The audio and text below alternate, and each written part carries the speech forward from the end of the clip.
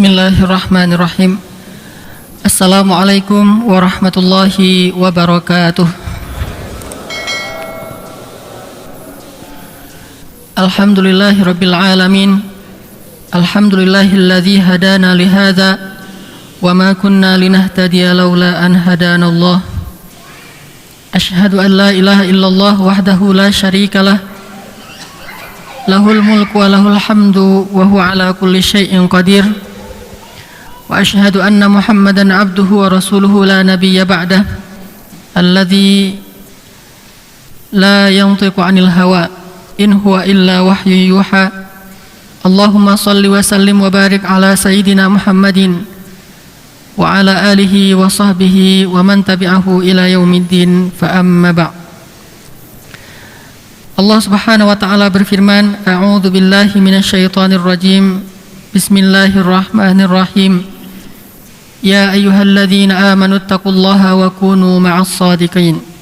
Wahai orang-orang yang beriman, bertakwalah kalian kepada Allah dan senantiasalah kalian menyertai orang-orang yang saleh. Bapak Ibu rahimakumullah, pada malam ini kita akan mengecas iman kita, memperbaiki agama kita,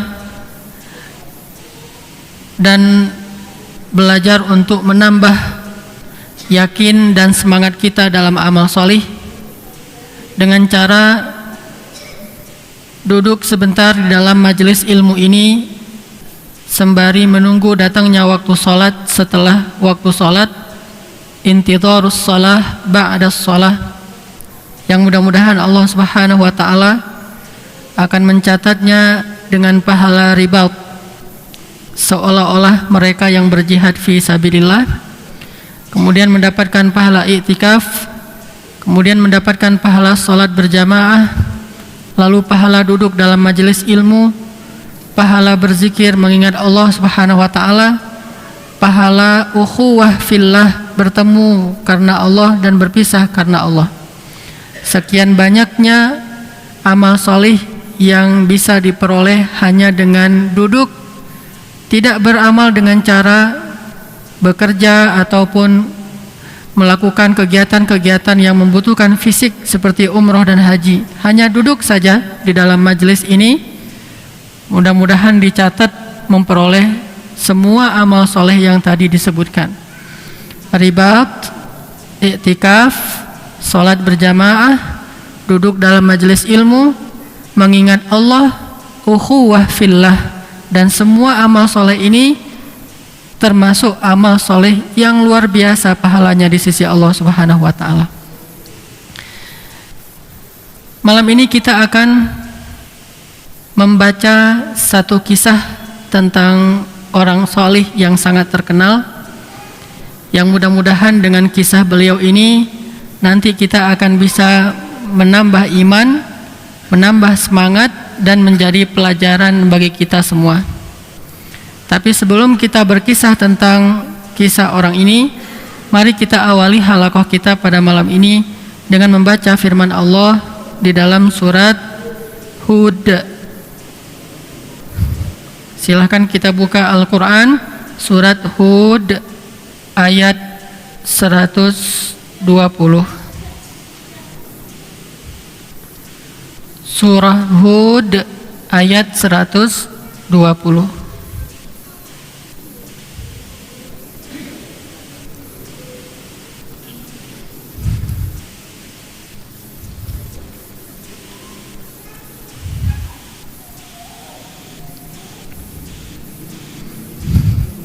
Surat Hud ayat 120. A'udzu billahi minasy syaithanir rajim.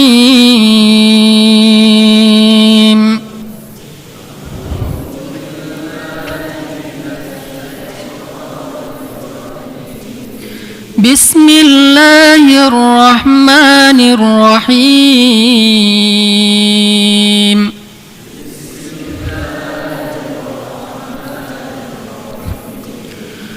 وكلا نقص عليك من أنباء الرسل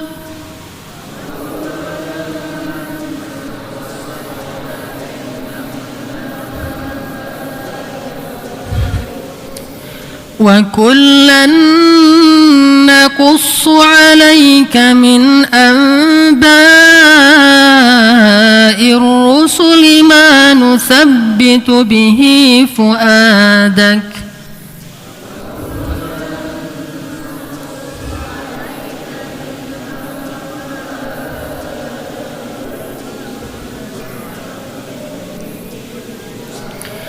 وكلا نقص عليك من أنباء الرسل ما نثبت به فؤادك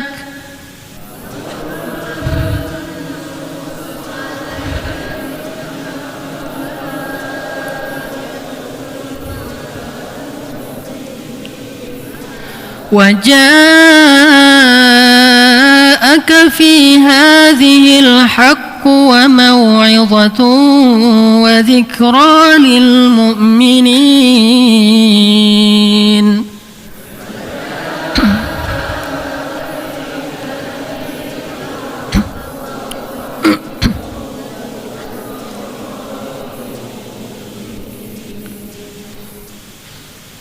Dan demikianlah setiap kami kisahkan kepadamu di antara kisah-kisah para utusan, agar bisa dengannya menguatkan hatimu.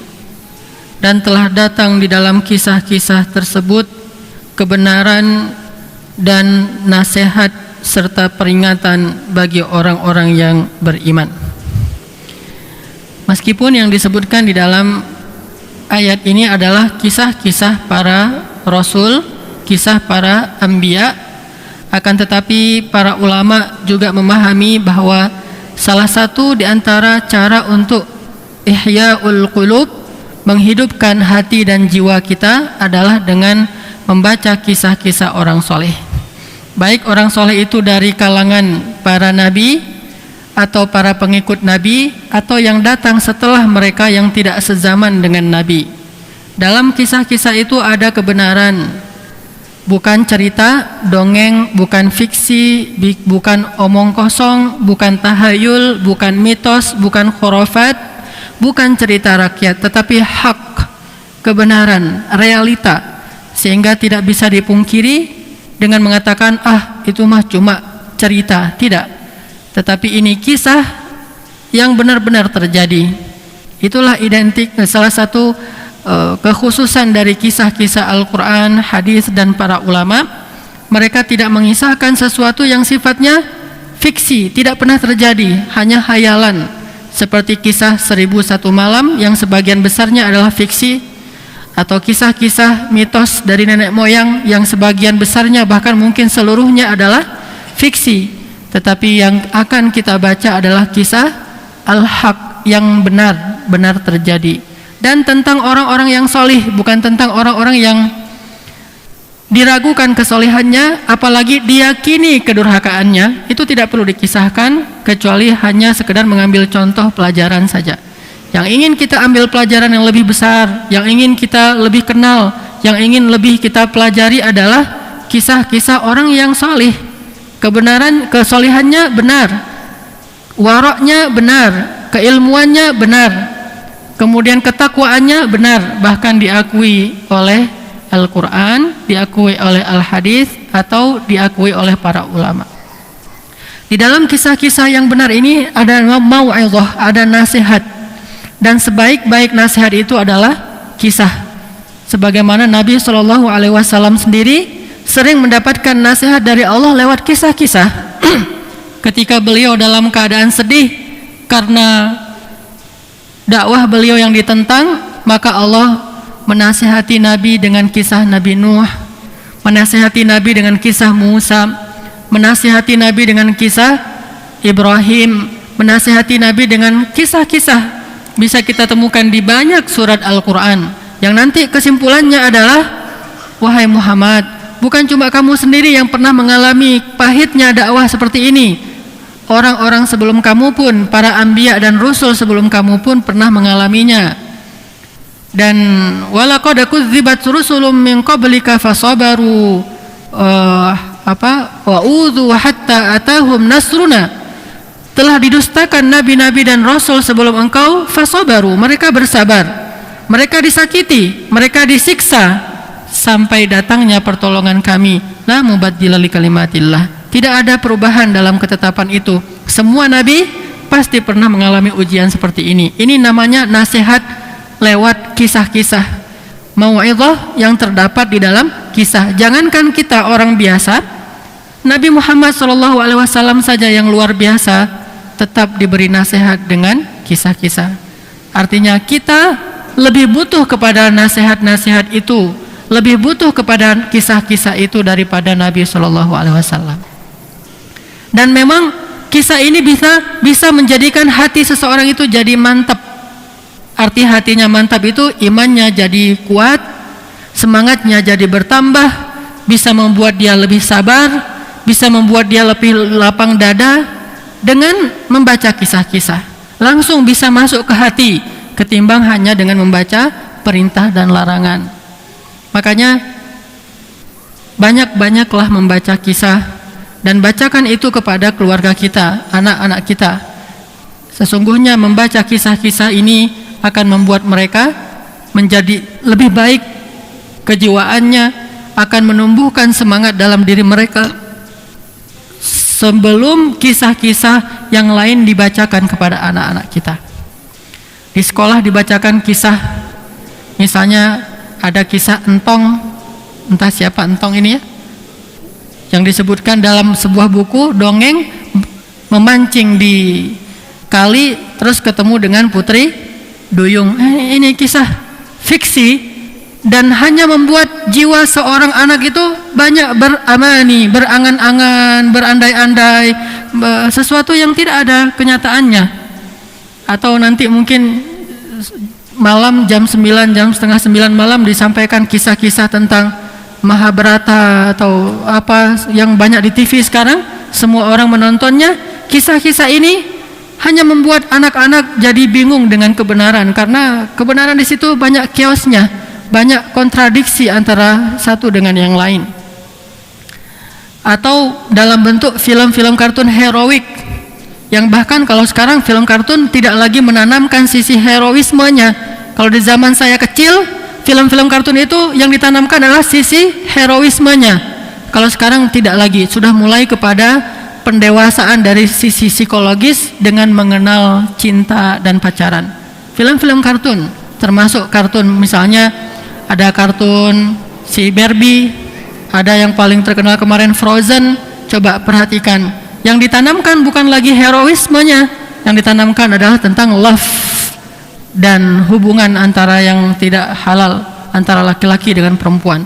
Ini adalah mau'izah, tapi mau'izah yang nasihat yang buruk, nasihat yang menyesatkan dari orang-orang yang tidak mengenal agama masuk ke rumah-rumah kita. Kita membeli alat itu supaya alat itu berkisah kepada anak kita secara otomatis setiap hari.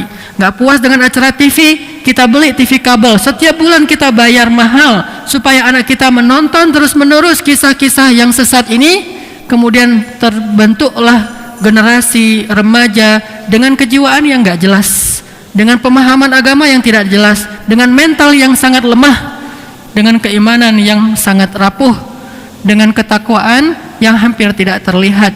Ini gara-gara kisah-kisah yang negatif, yang fiksi, yang batil, yang terus-menerus diperdengarkan kepada anak-anak kita. Harus diimbangi, kalau bisa dikalahkan. Kalau perlu kita kalahkan kisah itu dengan kisah-kisah dari Al-Quran, Al-Hadis, dan para ulama yang di dalamnya ada nasihat dan manusabbita bihi fuadak, bisa menguatkan hati seseorang. Kalau kita masih kalah menarik dibandingkan televisi, pasti ada yang salah. Bisa jadi salah satu yang pasti salahnya adalah mungkin televisi kita jadwal berkisahnya lebih banyak daripada jadwal kita.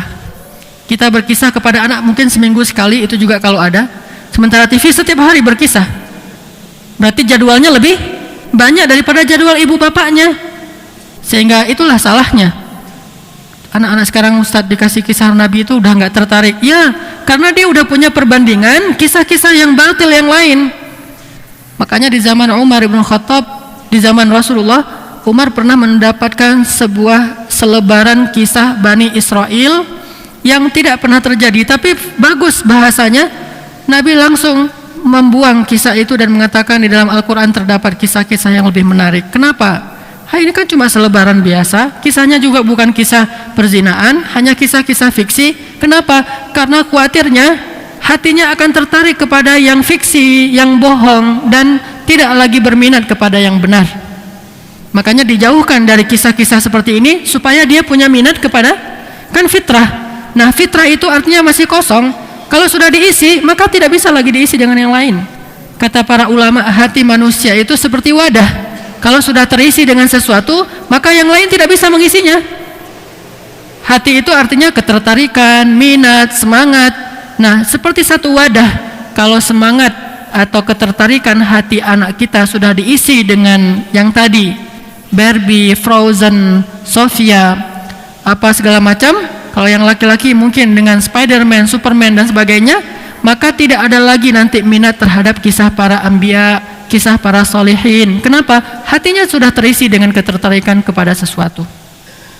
Kita harus lebih dini, lebih duluan. Gak usah dengarkan kata orang-orang liberal yang mengatakan kasihan anak-anak kok dikisahkan tentang Nabi. Mereka lebih butuh hayalan supaya meningkatkan daya imajinasi segala macam. Ini bohong. Sesungguhnya telah muncul generasi yang lebih baik daripada generasi ini menggunakan manhaj yang sama. Kenapa kita khawatir? Bukankah fitrah manusia dari dulu sampai sekarang sama? Hanya perkembangan psikologisnya tergantung dengan lingkungan di masyarakatnya masing-masing. Tapi fitrahnya sama. Semua mereka yuladu alal fitrah, dilahirkan dalam keadaan fitrah, masih siap menerima muatan-muatan nilai ke dalam hatinya atau jiwanya ini. Maka banyak mengumpulkan kisah, banyak mengkoleksi kisah, banyak membaca dan membacakan kisah. Bacakan kisah kepada anak-anak kita dengan semangat berkisah, jangan dengan semangat berceramah. Buat dia mengidolakan Nabi, karena kata Nabi SAW dalam hadis Al-Baihaqi, "Allimu auladakum ala salasati khisal." Ajarkan anak kalian tentang 3 hal. Pertama, hubbur Rasul. Yang kedua, hubbu ahlil bait. Yang ketiga, tilawatil Quran. Ajarkan anak kalian 3 materi. Tetapi ini tidak sebatas ini saja, karena nanti ada hadis-hadis lain. Ajarkan akidah, ajarkan akhlak, tentunya banyak hadis. Salah satu hadisnya, ajarkan anak kalian 3 materi. Pertama, hubbur Rasul. Artinya hubbur Rasul itu mengidolakan Rasul. Bukan cuma cinta lisan, tapi sampai ke tingkat pengidolaan. Dan ini bukan kerja sehari 2 hari. Ini hasil kerja keras selama bertahun-tahun, baru dia mengidolakan Rasul. Kalau sehari 2 hari, suruh aja dia hafal lagu cinta Rasul, sudah selesai. Ini lisan. Tapi kalau tingkat ke pengidolaan, ini butuh penanaman yang kontinu, terus-menerus, sungguh-sungguh, lama-lama baru terbentuk dalam dirinya hubbur Rasul. Makanya kalimatnya alimu, bukan cuma sekedar bacakan, sekedar perdengarkan, bukan. Alimu, ajarkan itu sampai bisa. Kalau belum bisa mengidolakan, belum berhasil pengajarannya kan ya. Terus ajarin sampai anak itu bisa ngidolain Nabi SAW. Terus mengidolakan ahlul bait. Walaupun tidak terbatas itu, bisa juga para sahabat yang lain. Tetapi dalam cerita-cerita ahlul bait ini tentunya ada keistimewaan. Kalau dalam buku yang saya baca di Mesir itu, ulama menulis buku Ar-Rijal wan Nisa fi Baitin Nubuwah, laki-laki dan perempuan di rumah Nabi. Ada Khadijah, kalau yang perempuan ada Fatimah, ada Zainab, ada Ruqayyah, ada Ummu Kulsum, kemudian nanti istri-istri Nabi, Aisyah dan sebagainya. Ini ahlul bait, orang yang hidup di rumah Nabi. Terus laki-lakinya nanti ada tentunya Ali bin Abi Thalib, ada Zaid bin Harithah, ada Usamah bin Zaid, kemudian ada Hasan dan Husain. laki-laki yang ada di rumah Nabi, termasuk yang bukan keluarga Nabi. Ada Abu Hurairah, ada Anas bin Malik, ada beberapa nama. Nah, mereka ini yang ditarbiyah di rumah Nabi, mereka langsung dididik oleh Nabi SAW. Ini punya keistimewaan khusus ketimbang yang di luar, walaupun semuanya ketakwaannya Allah yang Maha Tahu. Tetapi pelajarannya banyak kita temukan di dalam keseharian mereka. Hubbu ahlil bait, mencintai keluarga Nabi yang hidup di rumah Nabi. Kemudian wa tilawatil Quran, ajarkan membaca Al-Quran. Maksud membaca Al-Quran ini kata pensyarah hadis adalah mengajarkan makna dari Al-Quran, bukan sekedar baca Al-Quran hurufnya, tetapi pemahaman, tadabbur dan ta'assur, berkesan dengan Al-Quran. Ini ajarkan kepada anak-anak kalian. Ini 3 materi yang gak usah ribut-ribut soal kurikulum. Setiap tahun ribut kurikulum kan anak-anak bingung. Ini gak usah ribut lagi, kurikulumnya udah paten dari zaman Nabi sampai sekarang, dan sudah banyak generasi yang membuktikan kesuksesan dengan kurikulum itu. Salah satunya yang hari ini yang malam ini kita bahas, yaitu kisah seorang ulama besar yang sangat fenomenal, yang menulis sebuah karyanya adalah karya yang paling hebat nomor 2 dalam dunia Islam.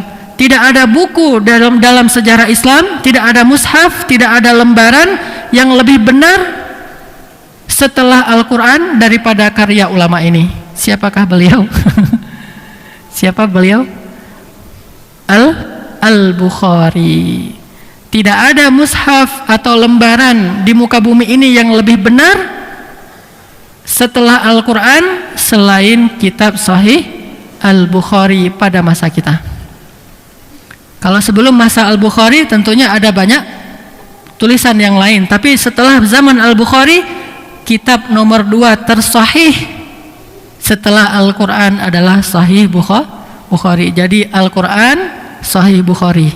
Coba bayangkan betapa fenomenal dan betapa dahsyatnya ulama ini. Setelah Al-Quran, Sahih Bukhari. Karena hadis ini banyak, Al-Quran hadis, dan diantara sekian banyak hadis, yang derajatnya paling tinggi adalah hadis dalam kitab Sahih Bukhari.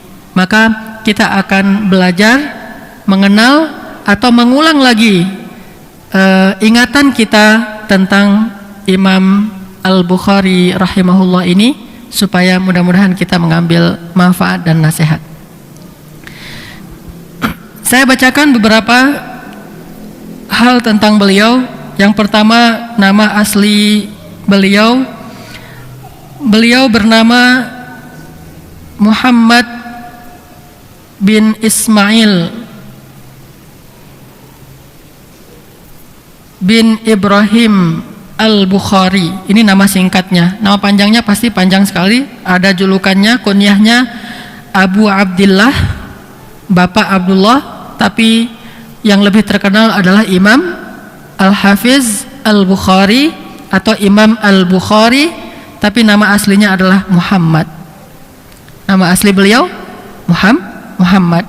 Nama bapak beliau Ismail. Jadi bagus ini namanya. Satu keturunan Muhammad adalah anaknya Ismail, keturunan Ismail. Maka benar beliau menamakan nama anaknya, seorang laki-laki yang solih namanya Ismail, menamakan anaknya Muhammad. Berarti dia faham sejarah, menamakan anaknya Muhammad bin Ismail, dan itu benar sekali, sama dengan Muhammad bin Ibrahim. Yang agak enggak pas Muhammad bin misalnya Ishak, itu kan beda garis ya. Secara sejarah wajar, boleh saja sih, sah-sah aja, cuma secara sejarah nggak ketemu gitu. Muhammad bin Ishak, Muhammad bin Zakaria, Muhammad bin Yahya kan beda nih. Boleh saja, tapi ini jelas menunjukkan orang tuanya ini bukan orang sembarangan.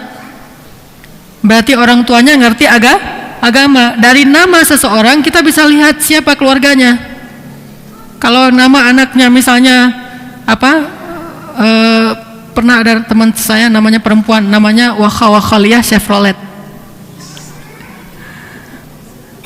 Wakhaliyah Chevrolet, perempuan. Kenapa kok namanya Wakhaliyah? Entah apa arti Wakhaliyah dalam bahasa Arab, tidak ada. Ini termasuk bahasa yang palsu. seolah-olah bahasa Arab karena ada ahnya dan ada kho-nya, wa khawakholiyah Chevrolet. Kenapa kok Chevrolet? Karena bapaknya lagi demam mobil Chevrolet, pengen banget punya mobil Chevrolet, akhirnya kasih nama anak wa khawakholiyah Chevrolet. Ini bisa ketahuan gimana keluarganya. Sebagaimana juga ada orang yang memberi nama anaknya dengan nama-nama tokoh, maka juga bisa ketahuan siapa keluarganya. Ada anak kembar 2 laki-laki, langsung ayahnya ngasih nama siapa? Yang satu dikasih nama Ismail, yang satu lagi dikasih nama Ishak. Ini berarti ngerti banget tentang sejarah. Makanya dari penamaan terhadap anak bisa ketahuan siapa keluarganya. Bapaknya bernama Ismail, nama yang baik. Kemudian anaknya dikasih nama Muhammad, orang yang terpuji, nama yang sangat baik, walaupun lebih terkenal dengan nama Imam Al-Bukhari. Sebagaimana kunyah atau julukan beliau adalah Al-Bukhari, berarti beliau berasal dari kota Bukhara, dan beliau berarti bukan orang Arab, tapi orang Asia bekas, kalau sekarang jajahan Uni Soviet, kalau dulu belum ada penjajahan itu, yaitu orang daerah Uzbekistan, Bukhara. Keluarga Imam Bukhari ini adalah aslinya berasal dari Iran, orang Persia. Asli nenek moyang beliau berasal dari Persia, bahkan kakek buyut beliau adalah seorang penyembah api. Jadi orang syirik, beragama Majusi. Kemudian kakek beliau masuk Islam, lalu ayahnya adalah seorang muslim yang solih, kemudian menikah dengan seorang muslimah yang solehah, akhirnya punya anak yang bernama Muhammad bin Ismail yang soleh ini. Pada tahun berapa beliau lahir? Beliau lahir pada tahun 100 berapa? 194 Hijriah. Berarti beliau hidup di zaman keempat sahabat tabi'in. Tabi'in ini udah generasi setelah tabi'in, generasi yang keempat. Sudah hampir 200 tahun sejak masa hijrahnya Nabi SAW ke Madinah. tahun 194 Hijriah. Imam Al-Bukhari ini adalah seorang anak yang sudah yatim ketika beliau masih kecil. Anak yatim. Artinya yang mendidik Imam Al-Bukhari sampai beliau dewasa adalah ibunya, kemudian guru-gurunya. Pendidikan dari ayahnya cuma satu hal yang mungkin tercatat oleh sejarah, apa? Ayahnya sebelum meninggal dunia sempat berpesan kepada kakaknya Al-Bukhari. Waktu itu Al-Bukhari belum ngerti apa-apa, masih terlalu kecil. Apa kata ayahnya? Demi Allah, tidak pernah aku memberi kalian makan sejak aku memiliki kalian semuanya berkeluarga. Sepanjang hidup tidak pernah aku memberi kalian makan yang haram, bahkan yang syubhat. Ini dicatat oleh sejarah. Ini yang paling penting. Salah satu rahasia kok begitu luar biasanya anak kecil ini adalah makanan yang ada di rumahnya. Tidak pernah, bukan dulu pernah tapi udah enggak, tidak pernah sama sekali kata ayahnya, aku memberi makanan kepada kalian dari makanan yang haram, bahkan yang syubhat, atau dari yang syubhat apalagi yang haram. Tidak pernah sama sekali. Selalu memberi makanan yang dipastikan ini makanan yang halal dan dicari dengan cara yang halal. Allahu a'lam tentunya. Tetapi yang diusahakan oleh manusia ini sudah halal, dan ini jenis makanan yang halal. Tidak pernah diberikan makanan yang jangankan haram, syubhat pun tidak. Ini rahasia untuk memiliki seorang anak yang solih. Anak solih yang saya maksud bukan anak solih yang penting nggak ganggu orang. Itu bukan anak solih, itu anak baik. Anak solih itu anak yang punya semangat sendiri dalam agama, nggak perlu didorong-dorong sama orang tuanya. Khudhil kitaba biquwwah wa atainahul hukma sabiyya. Udah soleh sejak dia masih anak-anak, bahkan remaja, apalagi dewasa. Dari anak dan remaja aja yang paling sulit untuk jadi orang soleh aja sudah soleh, itu baru namanya anak soleh. Kalau solehnya nanti ketika dia udah berkeluarga, udah tua, itu hal yang wajar lah. Itu juga solehnya entah soleh versi siapa, jangan-jangan soleh versi ayah ibunya, dan sementara ayah ibunya punya standar kesolehan yang sangat rendah, berarti nggak diakui kesolehannya. Ini soleh menurut ulama, berarti standarnya tinggi tuh. Bukan ulama biasa, bukan ulama zaman sekarang, bukan ustadz, bukan da'i, tapi ulama pada masa itu yang sangat idealis soal nilai. Sangat idealis soal nilai, bukan seperti sekarang. Sekarang udah nggak idealis, terlalu memudahkan. Dia orangnya baik, soleh banget. Soleh banget dari mana? Emang kamu kenal dia? Ya, saya lihat dia mungkin janggutan, atau mungkin pernah ke masjid sesekali dibilang soleh. Nggak ganggu orang dibilang soleh. Soleh standarnya udah beda. Makanya solehnya Imam Al-Bukhari soleh dalam standar 1080 ulama. Siapa yang mengatakan dia soleh? 1080 ulama yang mengatakan soleh. Coba anak kita soleh, coba tanya ke ulama, berapa orang ulama yang bilang dia soleh? Nggak ada satupun orang ulama yang mengatakan dia soleh. Yang mengatakan dia soleh cuma ayah dan ibunya. Berarti belum diakui, belum standar. Kalau dipertemukan dengan para ulama, tapi ulama yang beneran nih, ulama juga harus didefinisikan lagi di Indonesia. Karena semua orang disebut ulama, gampang banget nyebutin seseorang ulama. Coba ketemu dengan ulama yang benar-benar ilmunya diakui, tanya, anak saya ini udah soleh belum? Belajar lagi, berarti belum soleh. Satu ulama aja nggak lulus. Ini 1080 ulama semuanya mengakui Imam Al-Bukhari atau Muhammad bin Ismail, pengakuannya bukan orang soleh. Aku tidak pernah di zaman ini melihat orang yang lebih soleh daripada Muhammad bin Ismail. Jadi bukan orang soleh, orang tersoleh di zamannya. Dan semua yang 1000 orang ulama ini mengakui, tidak pernah aku lihat ada orang yang lebih soleh daripada Muhammad bin Ismail di antara murid-muridku. Tidak ada orang yang lebih warok, tidak ada orang yang lebih takwa. Berarti ini benar-benar soleh. Gimana caranya mendapatkan anak kayak gini? Salah satu rahasianya dari ayahnya adalah rizki yang halal, tidak dicampur dengan yang syubhat, apalagi yang haram.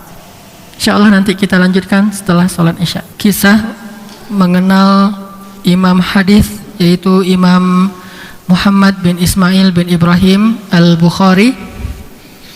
Tadi kita berbicara tentang keluarga beliau, bahwa beliau bukanlah orang Arab yang sudah fasih berbahasa Arab sejak kecil, tetapi orang Asia yang tentunya butuh kesungguhan yang lebih dari keluarganya untuk mengajarkan beliau bahasa Arab. Sulit bagi beliau untuk belajar hadis kalau beliau belum faham bahasa Arab. Tetapi itu bukan halangan bagi keluarga mereka. Sehingga kalau kita tahu bagaimana keilmuan beliau yang bukan hanya di bidang hadis, tapi juga di bidang akidah, akhlak, ibadah, karena memang hadis ini adalah referensi syariat kita, maka ilmu beliau di bidang yang lain juga luar biasa diakui di zamannya, walaupun yang paling menonjol adalah dari sisi hadisnya.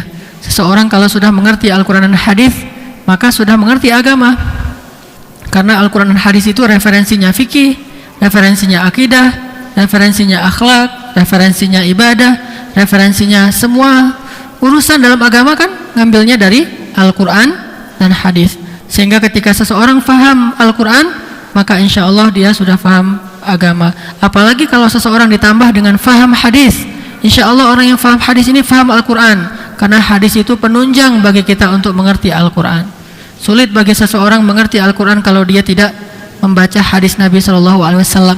Sama seperti orang yang membaca teks Al-Quran tetapi tidak berguru kepada ulama, sehingga susah bagi dia untuk mengerti Al-Quran. Imam Al-Bukhari dari keluarga yang bukan orang Arab. Orang tuanya adalah orang yang soleh. Setidaknya kesolehannya adalah dalam menjamin rezeki yang halal untuk anak-anaknya. Sehingga ketika ayahnya Ismail sakit keras, maka ayahnya mengatakan, demi Allah, tidak ada satupun di dalam harta-hartaku ini sumber yang syubhat, apalagi yang haram. Ini yang paling penting untuk kita jamin dalam mendidik anak yang soleh. ditambah lagi nanti dengan doa seorang ayah, kemudian baru doa seorang ibu, karena doa seorang ayah itu tidak ditolak kata Nabi. Makanya banyak-banyak berdoa sebagai ayah untuk anaknya, Rabbi habli minas solihin fahabli min ladunka waliya waj'alhu rabbi radiyya. Nah, Nabi Yahya ini adalah buah dari doa Zakaria. Nabi Ismail dan Ishak buah dari doa Ibrahim. Nabi Sulaiman buah dari doa Daud. Nabi Isa buah dari doa Imran dan istrinya, kemudian Maryam. Ini menunjukkan bahwa peran orang tua itu sangat penting. Kesolehan orang tua inilah yang menjadi modal dari kesolehan anak. Jadi agak jarang kita dengar cerita anaknya soleh dengan orang tua yang tidak soleh, itu jarang. Itu hanya hal-hal yang sifatnya khusus, tidak bisa dijadikan sebagai standar untuk tarbiyah kepada keluarga. Hanya terkadang saja kayak gitu. Tapi rata-rata anak yang soleh pasti memiliki orang tua yang soleh, walaupun mungkin tingkat keilmuannya tidak seperti anaknya. Tapi modal kesolehan yang artinya taat beragama itu udah penting. Nggak harus orang tuanya ulama, karena bapak dan nenek moyangnya Al-Bukhari pun bukan ulama. Tetapi ketika orang tuanya punya ketaatan kepada Allah, maka itu bisa melahirkan seorang anak yang ulama besar, bahkan setingkat dengan para sahabat Nabi SAW. Jadi kalau di zaman sahabat itu kita mengenal Abu Hurairah, maka setelah zaman itu mengenal Al-Bukhari. Imam Al-Bukhari ini ketika masih kecil beliau diuji oleh Allah Subhanahu wa taala dengan penyakit di matanya, sehingga tiba-tiba beliau menjadi buta. Jadi masih kecil beliau buta, tidak bisa melihat. Lalu ibunya yang solehah terus berdoa kepada Allah, tidak henti-hentinya. Ini pelajaran yang lain dari keluarga beliau. Ayahnya menjamin rezeki yang baik, ibunya seorang yang tidak berputus asa dalam berdoa. Terus meminta, ya Allah, sembuhkanlah penyakit di mata anak saya agar dia bisa membaca ayat-ayatmu dan hadis-hadis nabimu. Ini doanya. Makanya kalau minta kepada Allah itu harus punya niat yang baik, yang kuat, sehingga Allah kabulkan. Jangan cuma, ya Allah sembuhkan matanya biar dia seperti anak-anak yang lain. Ini mah gak kuat, biasa-biasa aja lah. Ya Allah sembuhkanlah matanya biar dia gak diejek sama teman-temannya, kan biasa aja tuh kan ya. Masalah diejek aja masuk dalam doa. Ya Allah misalnya sembuhkan saya dari sakit supaya saya bisa jalan-jalan, atau supaya saya normal lagi. Kuatkan niat, dan itu jangan bohongin Allah, karena Allah Maha tahu. Yukhadi'un Allah wa huwa khadi'uhum. Allah Maha tahu, alimun bidzatis sudur. Kuatkan niat yang soleh dalam doa kita, sehingga ketika nanti kita berdoa, ya Allah, misalnya seperti Nabi Zakaria minta anak, padahal udah nggak mungkin punya anak secara normal, secara hitung-hitungan manusia. Tapi apa alasannya? Wa inni khiftul mawaliya min warai. Aku takut tidak ada yang meneruskan lagi dakwah kalau saya meninggal, ya Allah. Sementara orang-orang Bani Israel ini banyak yang tersesat dan suka membunuh orang saleh. Sebelum Zakaria dibunuh, Imran itu udah pernah dibunuh sama mereka. Jadi ayahnya Maryam sudah terbunuh sejak Maryam masih kecil. Siapa yang membunuh? Bani Israel, karena dia Imran ini orang saleh. Nanti Zakaria juga dibunuh, Yahya juga dibunuh. Isa juga hampir saja terbunuh, berusaha untuk dibunuh juga sama mereka. Banyak membunuh para nabi, sehingga sedikit orang soleh pada masa itu. Nabi Zakaria merasa sangat khawatir, minta anak bukan cuma untuk membangga-banggakan, ya Allah beri saya anak, satu dokter, satu insinyur. Ini bagus, tetapi tidak kuat sekuat, ya Allah saya khawatir tidak ada yang meneruskan dakwah ini, beri saya seorang anak laki-laki. Kenapa minta anak laki-laki? Karena syariatnya beda laki-laki dengan perempuan. Perempuan punya keterbatasan dalam syariat, sementara laki-laki punya lebih keleluasaan dalam syariat, sehingga dia bisa lebih mudah untuk berdakwah. Kalau perempuan berdakwah kan terbatas oleh auratnya dan segala macam, sehingga fikih perempuan dia unik, dan bahkan diberikan banyak keringanan untuk perempuan karena keterbatasan syariatnya. Akhirnya diberikanlah keringanan. Karena dia nggak bisa keluar dari rumah sembarangan, boleh sholat di rumah. Karena dia nggak bisa keluar jauh sembarangan, maka harus didampingin. Karena dia tidak perlu bekerja, maka dia dapat warisannya satu bagian. Laki-laki karena disuruh bekerja dapat bagian kan ini keringanan-keringanan ya. Makanya Nabi Zakaria minta anak supaya untuk dakwah. Ini harus ada alasan yang kuat ketika kita berdoa. Ibunya Al-Bukhari, ya Allah beri saya anak laki-laki, ya Allah sembuhkan penyakit anak saya agar dia bisa membaca mushaf. Dulu kan gak ada huruf braille. Sedangkan mendengar dari ulama yang lain itu mungkin belum kefikir oleh ibunya. Yang jelas supaya dia bisa baca Al-Quran, baca hadis, menuntut ilmu. Ya Allah, ya Allah, ya Allah, ya Rahman, ya Rahman, ya Rahman. Terus sampai suatu malam ibu Al-Bukhari ini bermimpi ketemu dengan Nabi Ibrahim. Nama kakeknya Al-Bukhari siapa? Ibrahim. Muhammad bin Ismail bin Ibrahim. Jadi namanya tuh satu garis keturunan ya, Muhammad bin Ismail bin Ibrahim. Jadi pas nih, dari kakeknya udah ngerti agama.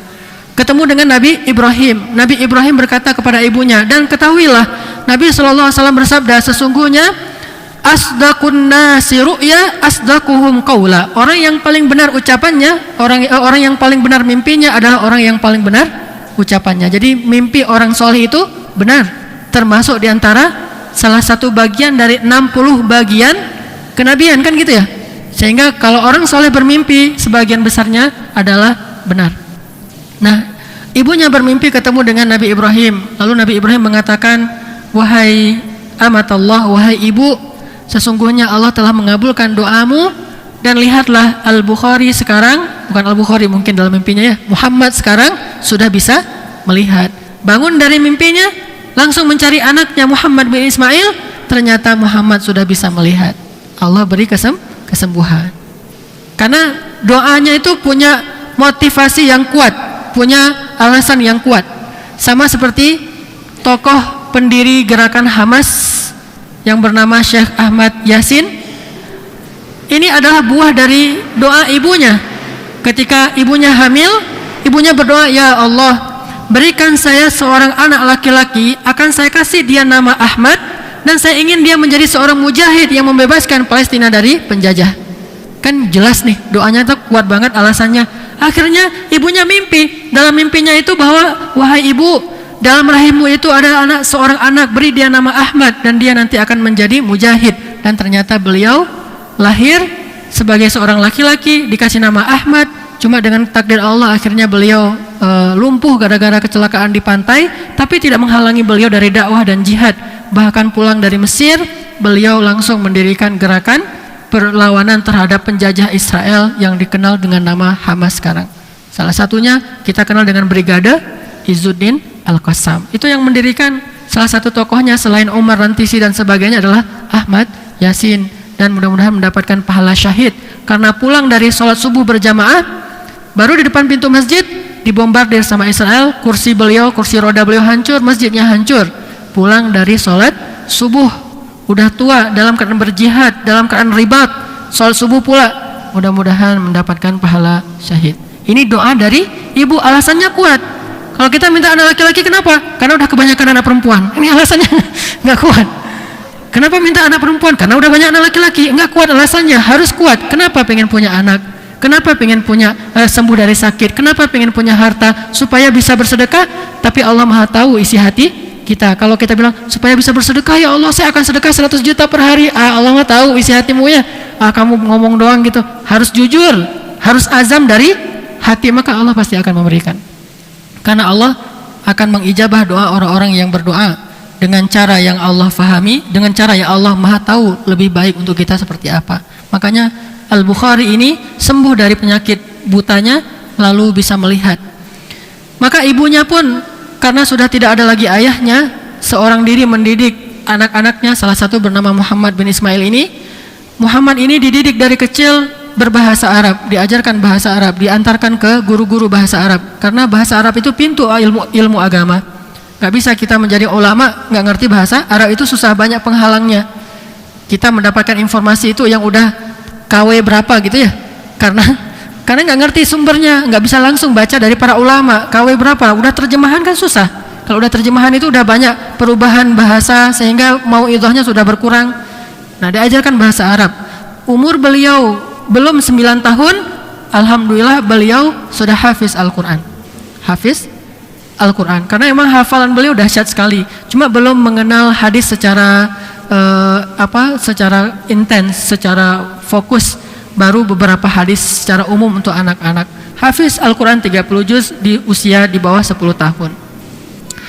Kemudian pada usia beliau 10 tahun setelah selesai Al-Quran, akhirnya beliau karena semangat sekali nih, anak dari usia masih kecil sangat semangat duduk dalam majelis ulama. Di mana ada ulama, dia duduk di situ. Usia 10 tahun mulailah beliau konsen di bidang hadis, belajar hadis. Sampai usia beliau 62 tahun wafatnya, berarti sekitar 52 tahun belajar hadis. Dan kata beliau, saya menghafal lebih dari 100.000 hadis sahih dan 200.000 hadis yang tidak sahih. Yang tidak sahih ngapain dihafal? Ya biar tahu, biar nggak orang sembarangan pakai hadis yang nggak sahih. Beliau tahu, oh itu nggak sahih gitu.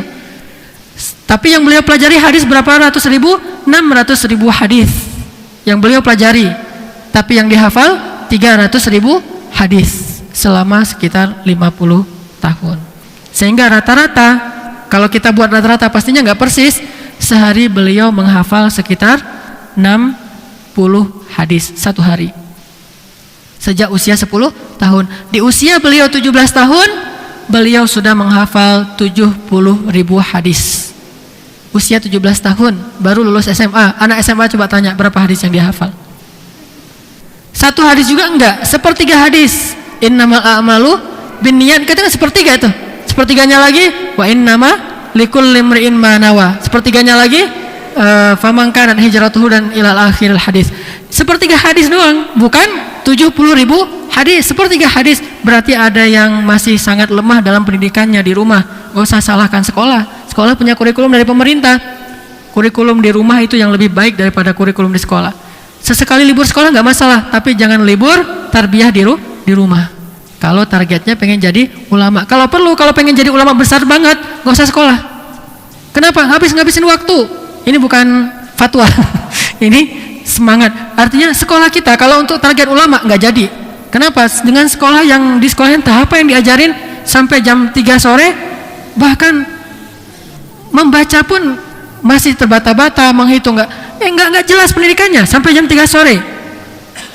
Kecuali kalau kita coba bayangkan anak-anak sekolah yang di luar negeri dibandingkan yang di dalam negeri.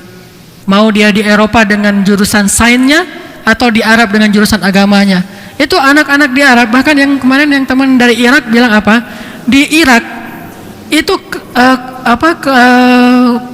tahun itu udah kelas 1 SD tuh. Jadi masuk kelas 1 SD itu usia 5 tahun. Makanya anak saya sekarang nganggur, nggak bisa masuk karena belum 7 tahun. Di kita kan 7 tahun. Di sana 5 tahun itu sudah masuk SD. Dan SD-nya itu targetnya sudah harus khatam Al-Quran. Ini tarbiyahnya fokus. Kalau di kita mungkin kalau mau mendidik anak benar-benar jadi ulama, jangan sekolah umum. Bahkan jangan sekolah SDIT. Cari sekolah yang khusus dari kecil sudah mengarah kepada ulama. Dari kecil. Kalau remaja udah susah. Dari kecil bahkan. Terutama belajar bahasa Arab, akidah, akhlak, iman, sampai nanti udah jadi anak yang soleh, insya Allah punya semangat kuah, punya kekuatan sendiri untuk belajar agama lebih lanjut. Kita tidak muluk-muluk bercita-cita anak saya harus ngafal 200 atau 300.000 hadis seperti Muhammad bin Ismail, ya nggak berani setinggi-tinggi itu, ntar kecewa atau terlalu maksain anaknya. Tapi anak sekarang kenapa nggak punya minat terhadap agama? Karena nggak dididik kesolehannya dari kecil. Terus nanti muncul istilah maksain anak. Bukan maksain anak, karena emang anaknya nggak diajarin dari kecil untuk solih. Ajarkan anak kita dari kecil untuk solih, sehingga dia sendiri yang punya motivasi untuk belajar ketika dia udah remaja. Al-Bukhari itu punya semangat itu. Seperti Yahya, ya Yahya, khudhil kitaba biquwwah wa atainahul hukma sabiyya. Masih kecil udah jadi ulama, udah memiliki hikmah, sudah punya ilmu yang luar biasa. Kenapa? Karena kesolehannya dididik dari sejak bayi. Maryam dari bayi udah solehah, Yahya dari bayi udah soleh, Aisyah dari bayi sudah soleh, Hasan Husain dari bayi sudah soleh, Zaid kemudian Ali dari bayi sudah soleh, Abdullah bin Abbas, Abdullah bin Umar, Abdullah bin Mas'ud dari kecil sudah soleh. Makanya mereka punya kuah sendiri, motivasi sendiri. Tapi kalau disuruh untuk soleh atau belajar ilmu ketika mereka sudah remaja, sementara waktu anak-anaknya nggak dididik kesolehannya, itu sudah susah. Makanya bangun minat dulu. Minat itu Salah satunya dengan membentuk kesolehan. Bangun kesolehannya dari sejak dia kecil. Kesolehan itulah yang menuntun dia untuk mencari ilmu. Semangatnya itu kesolehan. Makanya Abdullah bin Mas'ud mengatakan apa? Belajar iman sebelum belajar Quran. Karena kalau udah imannya mantap, dia cari sendiri Al-Quran, dia cari sendiri ilmu. Tapi kalau belajar Al-Quran sebelum iman, yang udah ada hilang. Kalau belajar iman sebelum Al-Quran, yang belum ada masuk. Tapi ya kalau belajar Al-Quran sebelum iman, yang sudah ada pun jadi hilang. Jadi Al-Bukhari sudah menghafal 70.000 hadis pada usia 17 tahun. Anak baru kelas 2 SMA atau kelas 3 SMA sudah hafal 70.000 hadis. Dan 70.000 hadis ini mereka tidak menghafal matannya saja. Pada masa itu yang disebut dengan menghafal hadis adalah menghafal matan dan riwayat sanadnya.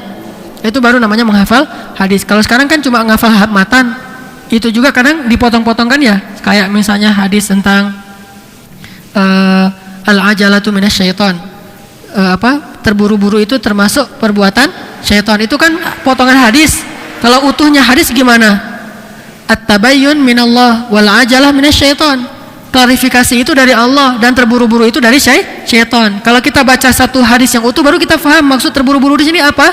Terburu-buru dalam menerima informasi isu. Itu maksud terburu-buru di sini. Tapi kalau enggak kita hafal hadis yang utuh, semua terburu-buru dari syaitan. Orang terburu-buru misalnya untuk melakukan amal soleh, jangan terburu-buru mah dari setan. Ini gara-gara ngafal hadisnya aja sebagian kecil saja dari hadis. Makanya kalau mereka yang disebut hafal hadis itu bukan ngafal matan, bukan teks, tapi teks dan riwayatnya. Dari siapa hadis ini? Si fulan itu ngambilnya dari siapa? Si siapa itu ngambilnya dari siapa? Terus dihafal nama-namanya. Al-Bukhari mengatakan tidak ada satupun hadis yang saya hafal kecuali saya hafal nama-nama rijal. Maksudnya nama-nama periwayatnya saya hafal. Bukan cuma hafal nama periwayat, tahu orang ini bagaimana, itu 70.000 hadis. Gimana usia 7 tahun?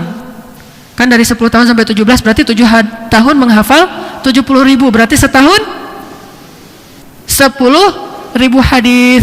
Coba, berarti nggak jadi 60 hadis sehari. Setahun 10.000 hadis. Sehingga 7 tahun 70.000 hadis ngafalnya. Dengan nama rijal, dengan nama-nama perawinya. Berarti dari situ bisa kita bayangkan betapa sibuknya Muhammad bin Ismail dengan ilmu. Kalau sehari aja ngafal 10.000 hadis, betapa sibuknya setiap hari beliau dengan ilmu. Ini yang disebut dengan asyabab, pemuda yang tumbuh dalam ketaatan kepada Allah. Ini yang disebut dengan pemuda yang tumbuh dalam ketaatan kepada Allah. Salah satu di antara 7 golongan yang mendapatkan naungan nanti di padang mahsyar dari Allah, yaitu para pemuda yang tumbuh dalam ketaatan kepada Allah. Itu salah satu contohnya Al-Bukhari. Begitu sibuknya, di mana ada terdengar ulama yang faqih, yang faham hadis, beliau langsung duduk paling depan. Sampai akhirnya pada usia beliau 17 tahun, beliau terkenal di beberapa negeri, terutama di daerah Bukhara, sangat terkenal. Kalau beliau duduk dalam majelis ilmu, gurunya jadi sangat bahagia karena ada Bukhari. Bukan Bukhari bahagia karena ada ulama, ulama bahagia karena ada Bukhari. Coba bayangkan. Beliau ulama ini merasa ahlan wa sahlan ya Muhammad, tafadhal. Disuruh duduk di sebelah gurunya. Kalau gurunya salah, dia benerin. Usia 17 tahun sudah bisa menjadi asisten ulama. Pada masa itu asisten itu nggak sembarangan. Yang disebut dengan asisten orang-orang sekelas ini nih. Kalau sekarang asisten mah siapa aja bisa jadi asisten, bahkan jadi ulama pun siapa aja bisa. Kalau itu untuk jadi asisten ulama aja minimal ngafal 17.000 hadis. Coba 70.000 hadis itu baru jadi asisten ulama. Sehingga sesekali ulamanya salah riwayat, beliau memberitahu dengan tawadhu'nya, dengan menjaga adab dan akhlaknya, sehingga setiap ulama pada masa itu senang kalau ada Bukhari duduk dalam majelis mereka. Biasanya majelis ilmu itu jadi luar biasa karena ulamanya, kalau ini karena muridnya. Majelis ilmu jadi luar biasa karena muridnya, yaitu salah satunya bernama Al-Bukhari. Tentunya yang seleting dengan beliau juga nggak kalah luar biasanya, cuma mungkin yang terkenal kan Allah memberi kemasyhuran kepada nama-nama tertentu, dan yang lain mungkin tidak terlalu terkenal tapi ilmunya juga nggak kalah banyak. Sehingga para ulama mengatakan jangan hanya berpikir bahwa ulama-ulama yang terkenal itu adalah yang paling banyak ilmu di masanya. Bisa jadi yang tidak terkenal tetapi lebih banyak ilmu daripada yang terkenal. Allahu a'lam. Yang jelas ini majelis mutiara-mutiara, lu'lu' wal marjan, Salah satu yang terkenal di antara lu'lu' itu adalah Muhammad bin Ismail Al-Bukhari. Dan saya bisa merasakan suasana itu karena pernah berada di tengah-tengah orang-orang yang cerdas-cerdas, soleh-soleh, pemuda di Mesir dan di Mekah Madinah. Jadi bisa ngerasain gimana aura mereka. Anak yang masih remaja, pintar, soleh. Kan susah ketemu nih. Remaja, pintar, soleh, biasanya udah tua, soleh, nggak pintar-pintar amat. Atau pintar tapi nggak soleh. Atau pintar dan soleh, cuma nggak muda, udah tua gitu. Susah menemukan tiga hal ini. Muda, pintar, soleh, dan pastinya ganteng. Itu nggak usah dibahas lagi. Karena rata-rata orang yang soleh dan pintar itu ganteng. Dan teman-teman saya di Mesir yang pintar dan soleh itu rata-rata ganteng semua. Saya kagum dengan fisik mereka yang kan orang Arab ya, fisiknya bagus-bagus. Dan rata-rata orang-orang yang udah tahu cara megang senjata, artinya udah wajib militer kan Mesir mah. Usia lulus SMA sudah langsung latihan militer setahun. Jadi fisiknya udah bagus, megang senjata udah bisa, ribatnya udah ngerti, ilmunya rata-rata sudah hafiz, udah belajar hadis. Ngafal buku itu kayak kita makan cemilan coba. Semangat ngafal buku kayak kita semangat makan cemilan. Anak-anak kita kan kalau ngemil itu luar biasa semangatnya ya, atau ngegame gitu. Itu anak-anak Mesir kayak gitu ngafal buku. Jadi ngafal buku tuh gini-gini. Selesai. Terus saja saya lihat di Masjid Al-Azhar. Kalau kita pergi ke Mesir, coba pergi ke Masjid Al-Azhar jam 7, jam 8 pagi itu banyak di pojok-pojok mereka gini-gini.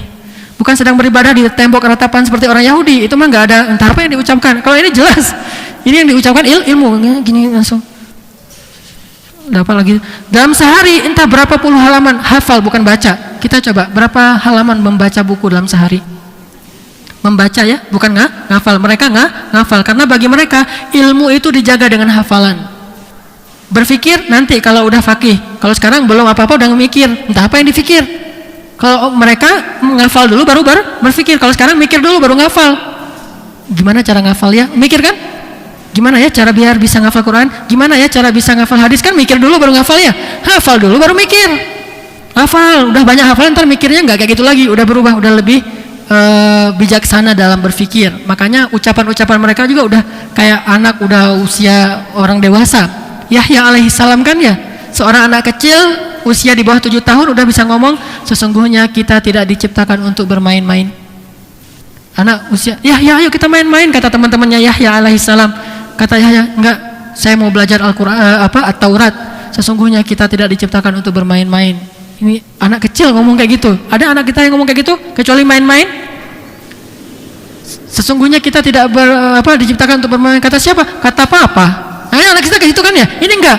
Allah udah ngomongnya kayak gitu tuh. Sesungguhnya Allah, wallahi, ngomongnya udah serius gitu. Enggak mungkin anak bisa kayak gini kalau dia tidak banyak ilmu. Dan Al-Bukhari sudah menghafal hadis 70.000 hadis di usia dalam kurun waktu 7 tahun saja. 10.000 hadis dalam setahun.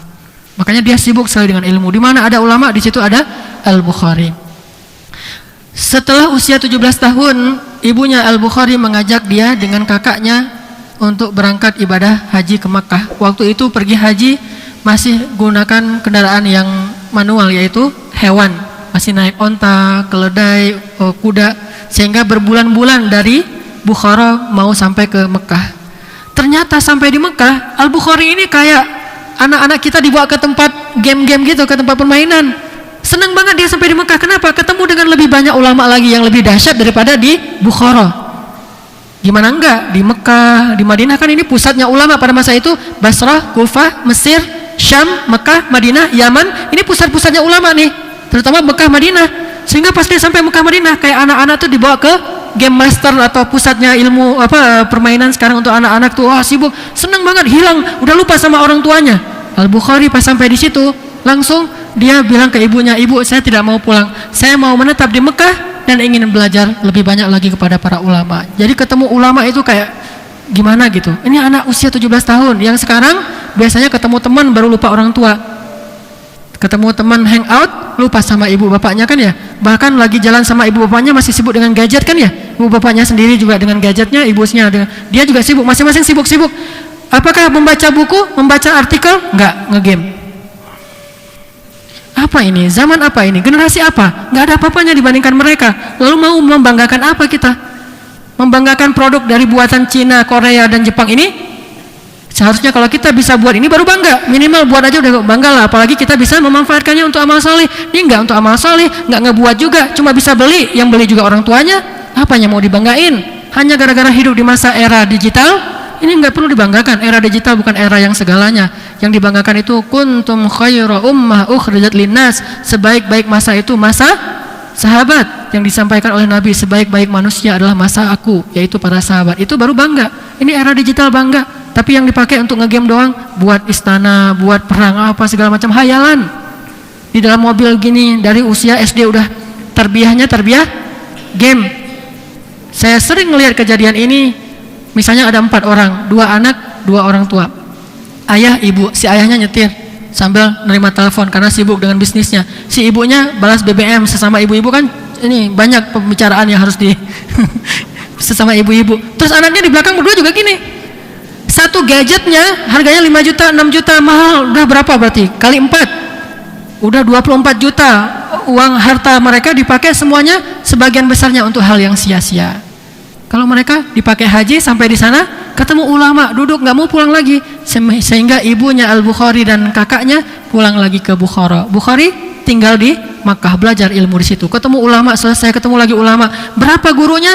1080 ulama. Berapa ulama yang sudah kita temui dalam hidup kita? Kalau ustadz mungkin banyak, lihat di TV banyak ustadz-ustadznya. Ustadz maksud saya. Tapi kalau ulama, coba berapa? Sedikit sekali. Kalau nggak bisa ketemu orangnya, mungkin udah susah nyari ulama, karena kita tidak lagi hidup di masa ulama. Dulu kan memang masanya ulama. Kata Nabi, salah satu tanda kiamat, ilmu akan diangkat. Maksudnya kata Nabi, para ulama diwafatkan. Udah selesai masa itu. Sekarang bukan lagi masa ulama, sekarang masanya ruwaibidah. Apa arti ruwaibidah? Orang yang nggak ngerti agama berbicara di depan umum. Itulah masanya kita, sehingga susah nyari ulama. Kalau nggak bisa nyari ulama langsung ketemu, minimal nyari karya-karya ulama. Coba, berapa ulama yang kita tahu karyanya? Misalnya Imam Ibnu Katsir, udah baca belum tafsirnya? Minimal sedikit. Atau baca biografi beliau. Lalu ketemu lagi Bukhari, baca biografi beliau. Ibnu Taimiyah, baca biografi beliau. Asy-Syafi'i, baca.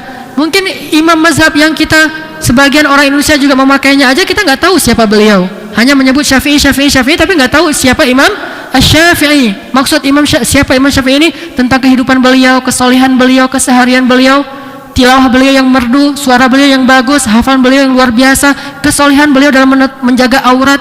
Kenal nggak kita dengan Imam Syafi'i? Ini 1080 ulama. Gimana nggak soleh? Padahal salah satu untuk membeningkan hati itu adalah bertemu ulama. Gimana nggak bening hati beliau ketemu dengan 1080 ulama? Sehingga pas saya baca kitab Sahih Bukhari, apa kata beliau tentang bab iman? Saya sudah bertemu dengan lebih dari 1000 ulama. Semuanya mengatakan bahwa yang disebut dengan iman itu al-qaulu wal amal, qaulun wa amal, ucapan dan perbuatan. Jadi untuk menyimpulkan satu kalimat saja, beliau harus ketemu 1000 ulama. Dari 1000 ulama yang saya temui, semuanya sepakat bahwa yang disebut dengan iman qaulun wa amal, ucapan dan perbuatan. Bukan cuma bilang saya beriman tapi nggak berbuat apa-apa, tidak beramal saleh. Itu bukan orang beriman. Makanya orang seperti ini hidupnya berkah. Usia 50 tahun lamanya beliau bisa bertemu dengan lebih dari 1000 ulama. Berarti waktunya sangat berkah. Jangan bayangkan dengan zaman sekarang yang dalam sehari kita bisa ke berapa kota, enggak. Dengan masa yang transportasinya sangat sulit waktu itu. Untuk bepergian itu banyak rintangan, banyak halangan. Terus juga secara ekonomi beliau juga bukan orang kaya, bahkan merantau lagi. Beberapa puluh kota beliau kunjungi untuk mencari ulama. Di mana terdengar ada nama ulama, beliau datang ke sana. Semua ulama didatangin. Ini Al-Bukhari. Saking dahsyatnya seorang anak yang remaja ini sudah rajin mencari ilmu. Terus juga kesolehan beliau. Salah satu yang direkam dalam biografi beliau, kesolehan beliau adalah soal lisan. Imam Bukhari ini terkenal orang yang paling gak suka ngomongin orang lain. Beliau lebih suka berbicara tentang Al-Quran dan hadis daripada membicarakan tentang seseorang. Kalau kita lebih suka membicarakan tentang seseorang daripada Al-Quran dan hadis. Sebaliknya, dan jujur aja, dan saya juga ngerasa seperti itu kok. Saya kalau ngomongin tentang orang itu semangat, tapi giliran ngomong Al-Quran dan hadis kok nggak semangat seperti itu. berarti kita masih lemah. Beliau nggak suka bicara tentang seseorang, sehingga beliau dalam doanya, salah satu doa beliau yang paling sering diucapkan, ya Allah, selamatkanlah lisan saya dari membicarakan tentang seseorang yang tidak dia sukai. Ya Allah, pada hari akhirat nanti janganlah engkau celakakan saya dengan lisan saya. Ini doanya Al-Bukhari. Kesolehan beliau, makanya beliau orang yang sangat takut kepada Allah tentang hari akhirat. Berarti benar beliau seorang ulama, sebagaimana firman Allah di surat Fatir, innama yakhsyallaha min ibadihi al-ulama. Orang yang paling takut kepada Allah di antara manusia, di antara hambanya adalah para ulama. Jadi kata Nabi, ra'sul hikmah makhafatullah, puncaknya ilmu itu takut kepada Allah. Jadi seseorang itu disebut ulama bukan hanya dengan punya ijazah, tetapi dia paling takut kepada Allah di antara manusia. Itulah ulama. Makanya Imam Bukhari ini terkenal tentang kesolehan beliau, takutnya beliau kepada Allah Subhanahu wa ta'ala. Kemudian beliau, salah satu karyanya yang paling terkenal adalah kitab Fathul Bari Sahih Al-Bukhari. Beliau belajar 600.000 hadis dari 1080 ulama. 600.000 hadis. Dari 600.000 hadis itu kemudian beliau bukukan 7.275 hadis di dalam kitab Sahih Bukhari.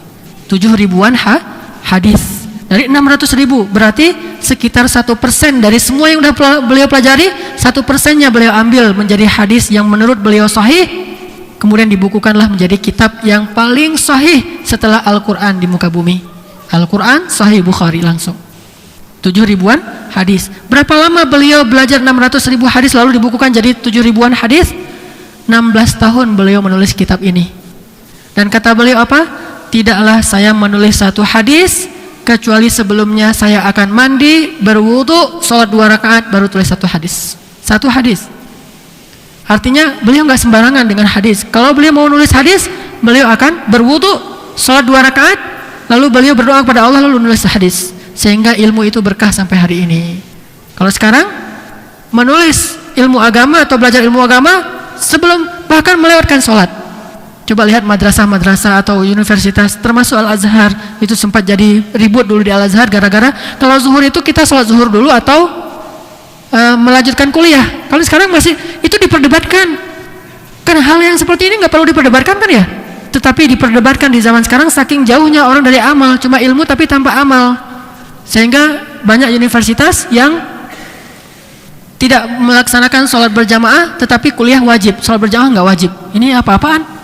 Salat berjamaah tidak harus, kuliah harus. Sehingga kalau nggak masuk kuliah nilainya jelek, dosanya marah-marah. Kalau nggak ke masjid nggak masalah. Bagaimana ilmu itu akan berkah coba? Ini tidak difahami lagi yang kayak gini-gini. Lebih kepada hanya kurikulum materi saja, hanya pelajaran-pelajaran yang sifatnya pengetahuan dan wawasan saja, tidak lagi ke hati dan amal. Makanya tidak lagi berkah ilmunya. Di Al-Azhar bentrok antara profesor filsafat sama profesor tafsir hadis dan dakwah. Kalau profesor tafsir hadis dan dakwah mewajibkan kalau udah waktunya zuhur, kuliah dihentikan, kita salat dulu di masjid berjamaah. Nanti balik lagi ke kampus belajar lagi. Kalau profesor filsafat di Al-Azhar, nanti saja salatnya. Yang penting sekarang ilmu baru amal. Bukan amal baru ilmu. Ini bukan begitu maksudnya. Sudah dapat ilmu tentang salat kan udah dapat dari kecil, maka salatlah. Ini pernah ribut di Al-Azhar sampai akhirnya dikeluarkan semacam peraturan dari kampus. Salat zuhur berjamaah nanti dilanjutkan lagi kuliahnya. Ini hal yang sepele tapi luar biasa. Mereka kesolehan itu yang menunjang ilmu. Dengan kesolehan mereka menjaga ilmu, bukan dengan hafalan saja, atau bukan dengan ijazah, atau bukan dengan catatan. Catatan itu tidak akan ngaruh kepada kita jika kita tidak menjadi orang yang solih. Makanya kalau merasa sulit dalam ilmu, merasa tidak betah dalam majelis ilmu, kita coba introspeksi diri. Pasti hari ini ibadah kita kurang, istighfar kita kurang, atau mungkin kita banyak maksiat atau banyak dosa, mungkin dosa mata atau dosa lisan. Itulah yang mempengaruhi semangat kita dalam mencari ilmu. Ini Al-Bukhari. Makanya 16 tahun beliau menulis kitab sahih ini, dan setiap beliau mau menulis hadis beliau berwudu, lalu beliau sholat, lalu meminta kepada Allah, ya Allah berikan saya kemudahan dalam ilmu, sehingga beliau bisa mencatatkan ilmu ini. Mudah-mudahan ini bisa menginspirasi kita, menambah semangat kita mencari ilmu, menjadi nasihat bagi kita. Dan tentunya belum selesai, insya Allah kisah Bukhari jilid 2 akan kita sambung pada pertemuan yang akan datang. Bagaimana masa beliau setelah selesai 17 tahun, kepada apa beliau mengamalkan ilmunya, lalu bagaimana akhir hayat beliau. Sedikit bocoran supaya kita penasaran. Akhir hayat beliau justru berada dalam pengasingan, dimusuhi oleh banyak orang karena fitnah terhadap diri beliau. Nanti akan kita bahas insyaallah pada pekan yang akan datang. Barakallahu li wa lakum. Wassalamualaikum warahmatullahi wabarakatuh.